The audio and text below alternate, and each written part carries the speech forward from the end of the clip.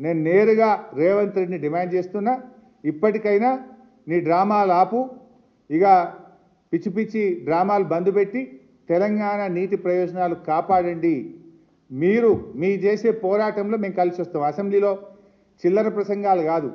ఈ గోదావరి బనకచెర్లకు మేము వ్యతిరేకమని, గోదావరి బనకచెర్లకు ఇచ్చిన అనుమతులు రద్దు చేయాలని, మేము కమిటీని వెనక్కి తీసుకుంటున్నామని తీర్మానం పెట్టు, ఢిల్లీకి పంపుదాంపా, ధర్నా చేద్దామా, ఢిల్లీలో చెప్పు, పోదాంపా అందరం.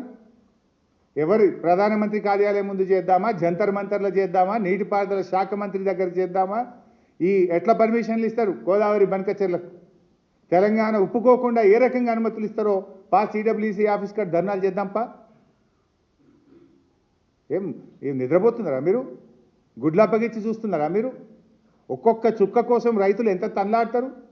బోర్లు ఏసీ నీళ్లు లేని రైతులు తమ రక్తపు చుక్కలను, చెమట చుక్కలను బోరు పొక్కల్లో పోసి ఎంత బాధపడుతుంటారు రైతులు. నీళ్ళ బాధ రైతుకు తెలుసు, నీకేం తెలుసు? నువ్వు ఎగ్జామ్ చేసినావు నువ్వు అయినా?